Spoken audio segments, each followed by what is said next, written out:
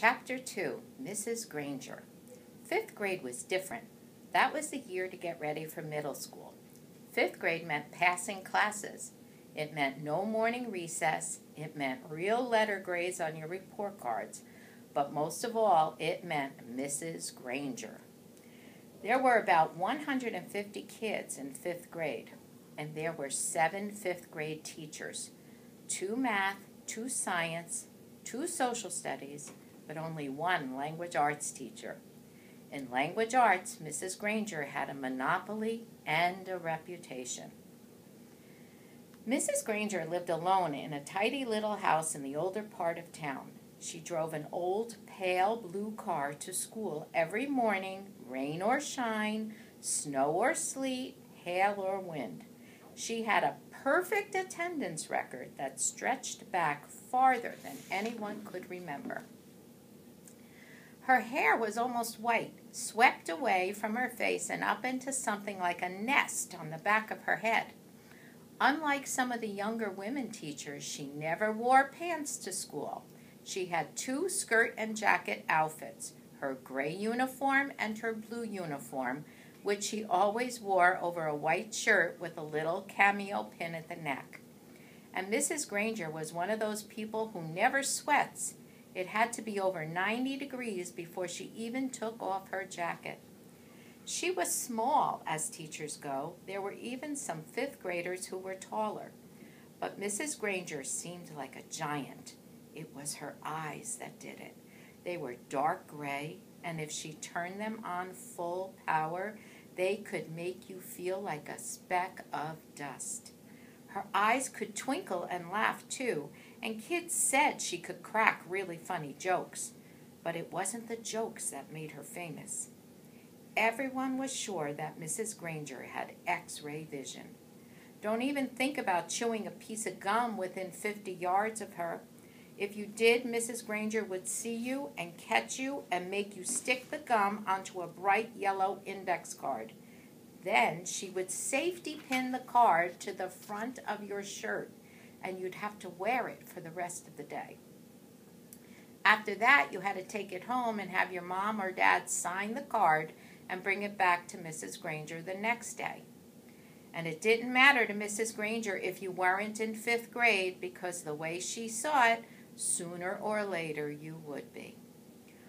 All the kids at Lincoln Elementary School knew that at the end of the line, 5th grade, Mrs. Granger would be the one grading their spelling tests and their reading tests, and worst of all, their vocabulary tests, week after week, month after month.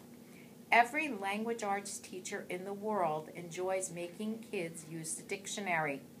Check your spelling, check that definition, check those syllable breaks. But Mrs. Granger didn't just enjoy the dictionary, she loved the dictionary, almost worshipped it. Her weekly vocabulary list was 35 words long, sometimes longer. As if that wasn't bad enough, there was a word for the day on the blackboard every morning. If you gave yourself a day off and didn't write one down and look it up and learn the definition, sooner or later Mrs. Granger would find out. And then, just for you, there would be 2 words for the day for the whole week. Mrs. Granger kept a full set of 30 dictionaries on a shelf at the back of the room. But her pride and joy was one of those huge dictionaries with every word in the universe in it. The kind of book it takes 2 kids to carry.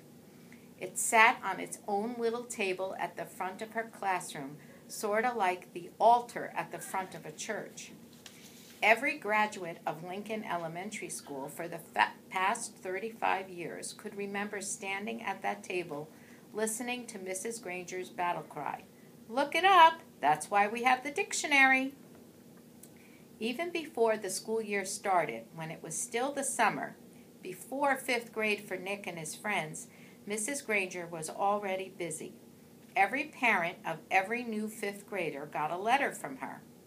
Nick's mom read part of it out loud during dinner one night in August. Every home is expected to have a good dictionary in it so that each student can do his or her homework properly.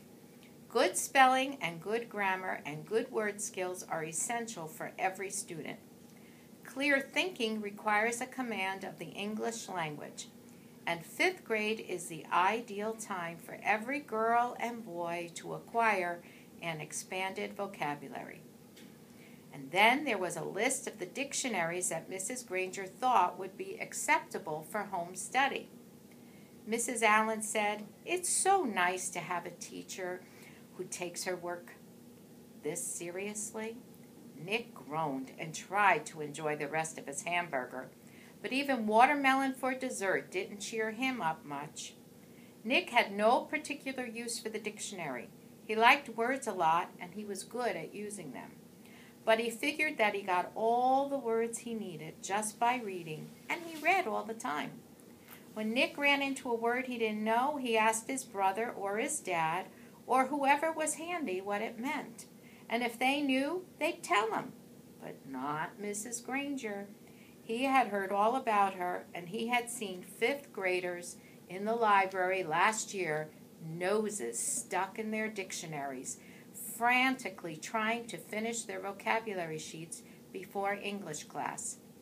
It was still a week before school, and Nick already felt like 5th grade was going to be a very long